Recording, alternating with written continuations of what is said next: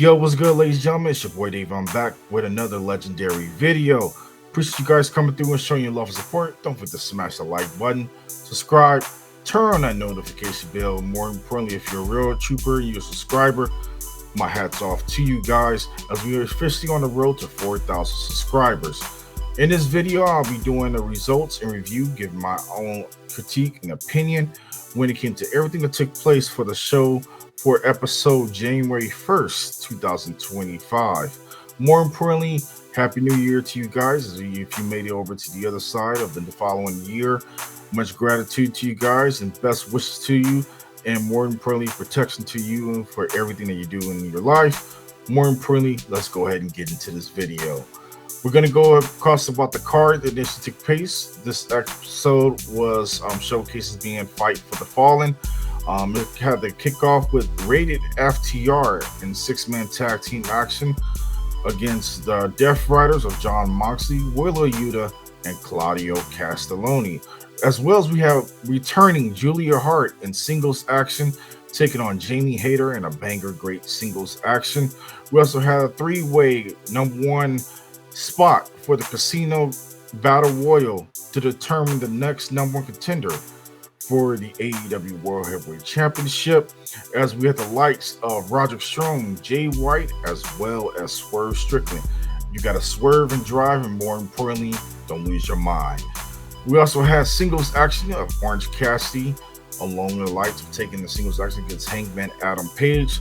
So much drama had unfolded when it came to that match, but it was great. I had enjoyed how things took in transition when it came to the overall of the match, but it was great.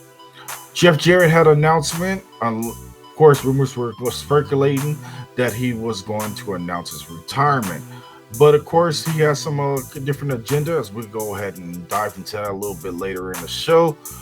As well as we had tag team action, the Hurt Syndicate members of Bobby Lashley, the Almighty, as well as the Gold Standard, Shelton Benjamin, in tag team action against a broken members of the Acclaimed of Max Caster and Anthony Bowens.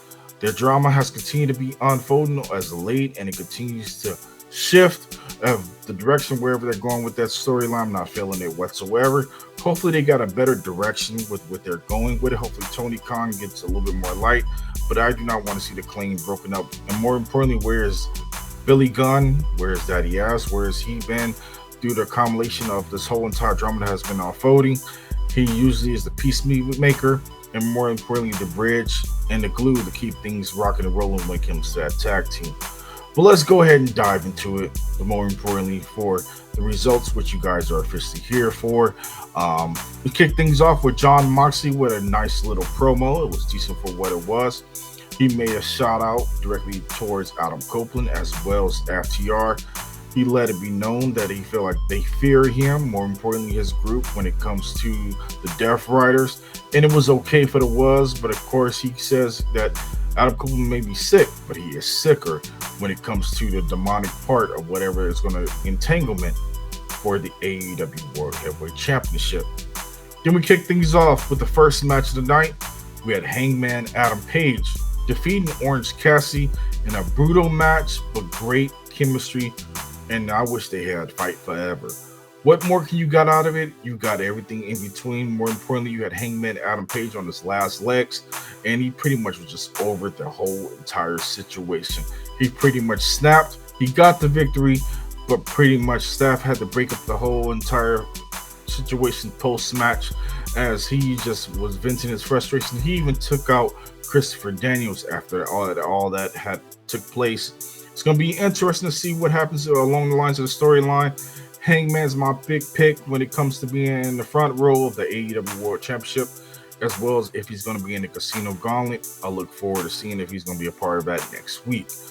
As well as we had Switchblade Jay White cutting a promo. It was good for what it was. It was calm, cool, and collective, but it got the job done as he vowed to get his vengeance on Yuta, as well as talking about the situation of the official match for the night as being a part of the three-way.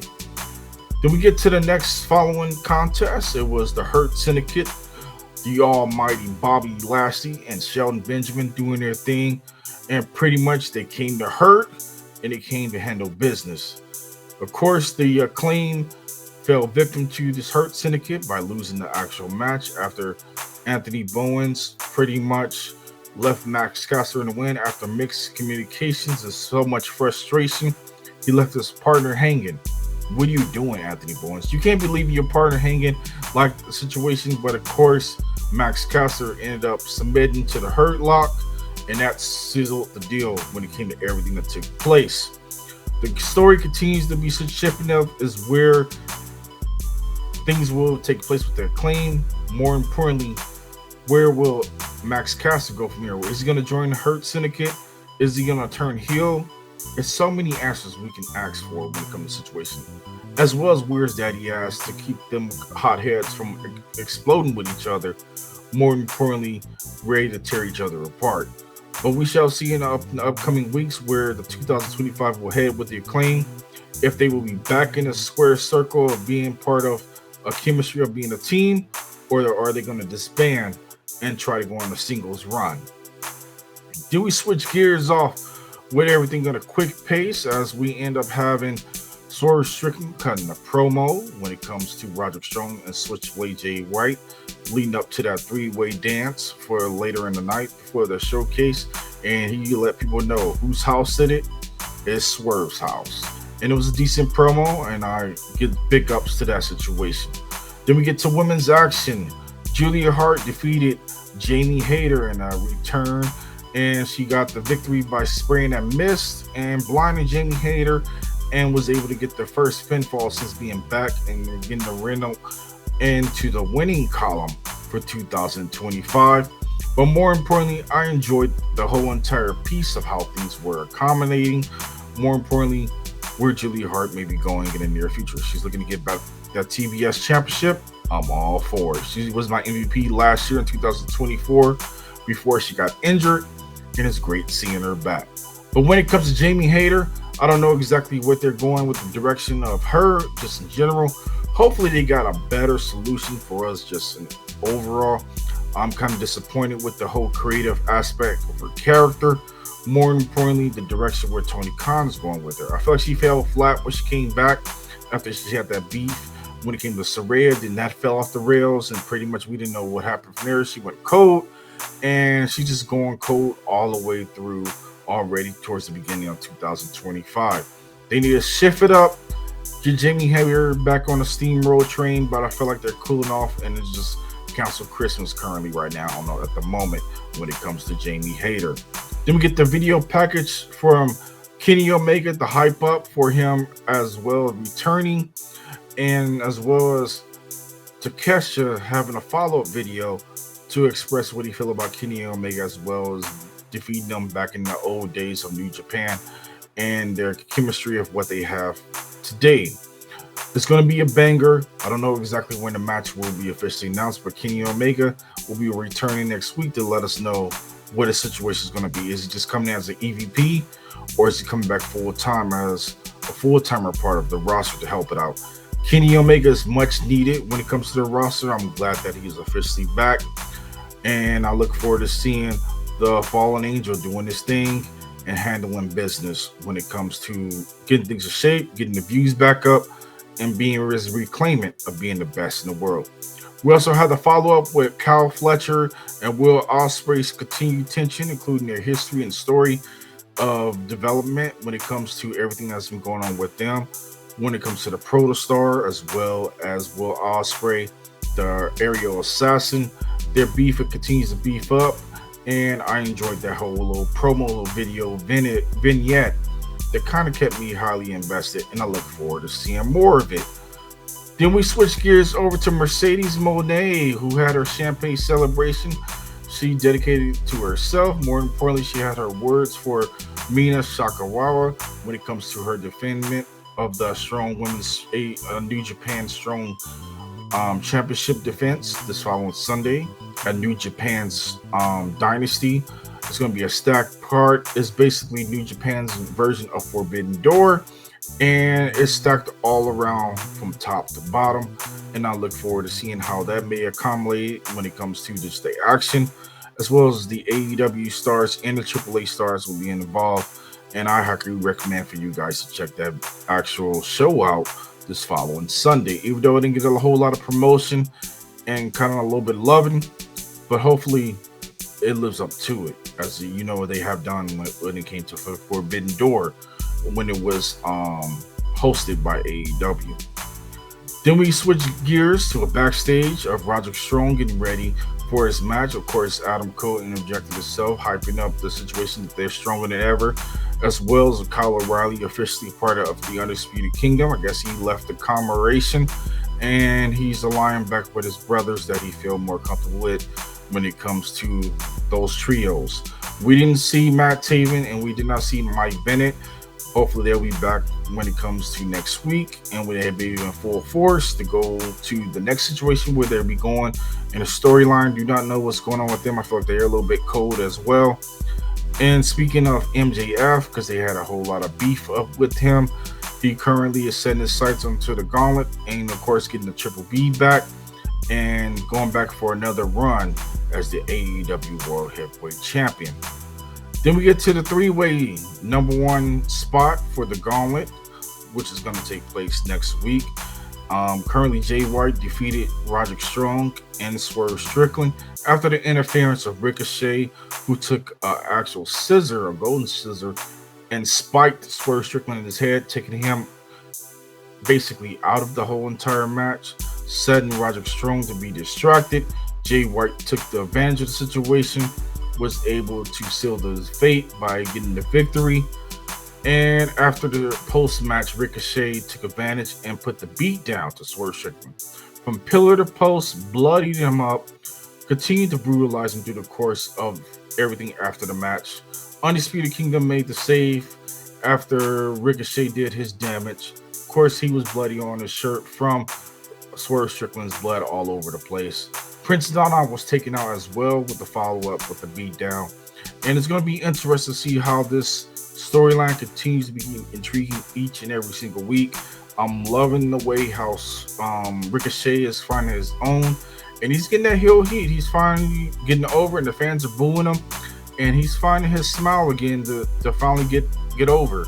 But this man claims that he's going to be putting the AEW on his back. I don't know, but we shall see in the upcoming, maybe the second half towards All In.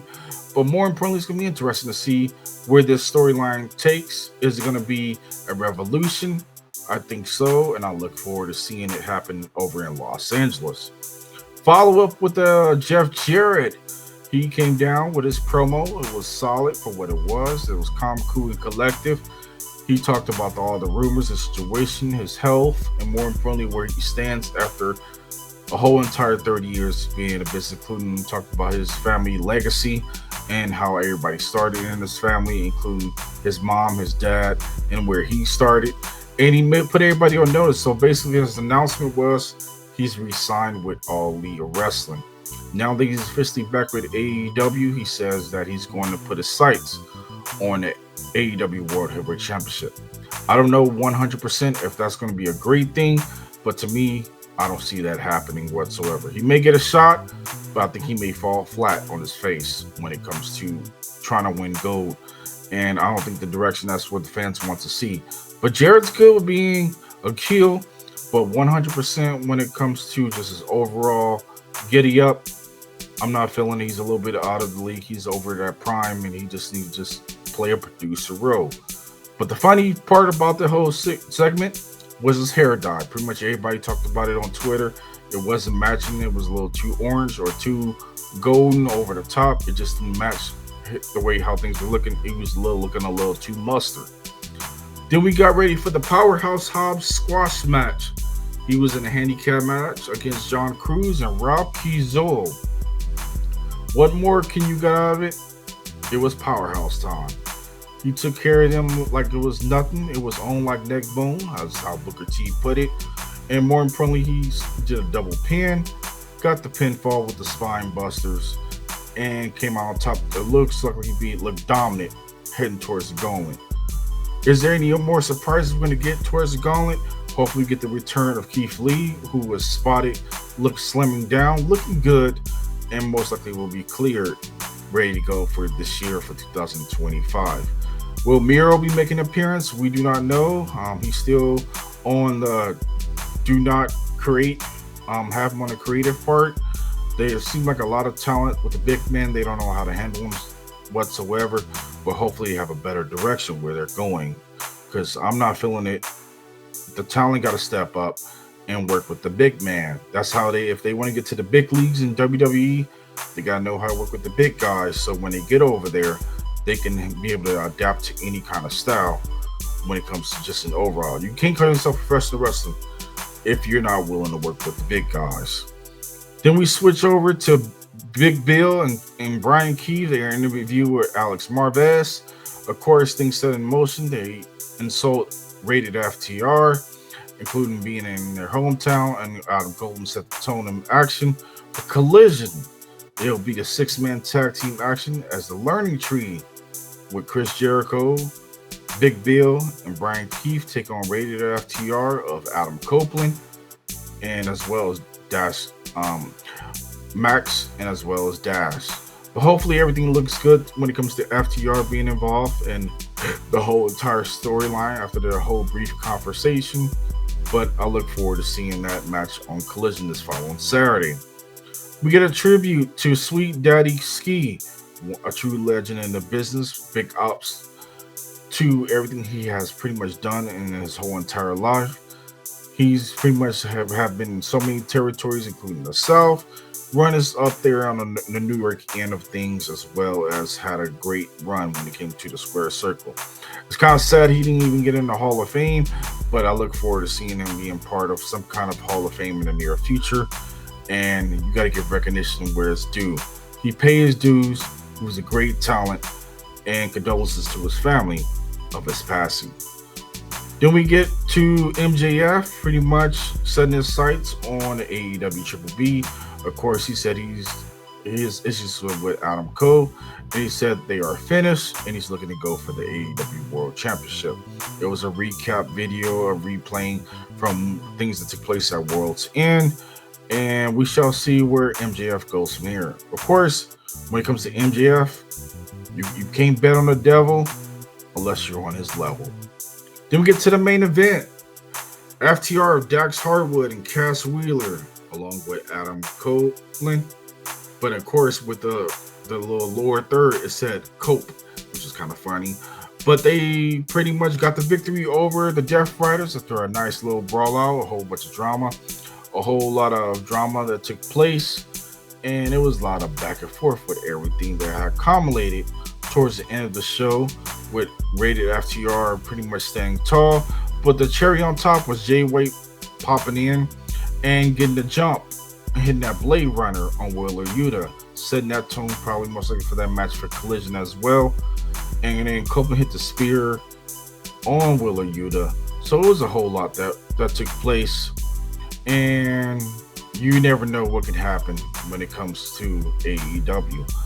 Hopefully, getting into the new era and things are shifting in the right direction where it needs to be. More props to the handling of how things have been going with the negativity of the company.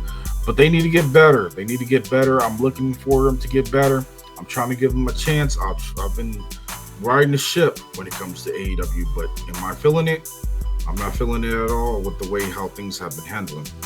Hopefully they get better. The storylines get more interesting so they can pull those fans back to get them invested. They don't have to go on the same level as WWE. Be the alternative. Be yourself. Stop forcing things. Stop worrying about what the media and everybody else is doing. Be yourself. Be authentic, and things will run smoothly. They still have so much time under the books. Now they got under the max deal. And things can shift in 2025, especially with the return of Kenny Omega, Julia Hart, and so many more. Until the next episode, if you made it to the end of this video, you're a real trooper. My hat's off to you. More importantly, don't forget to smash the like button, subscribe, turn on that notification bell, and I'll catch you guys in the next one. Until then, peace.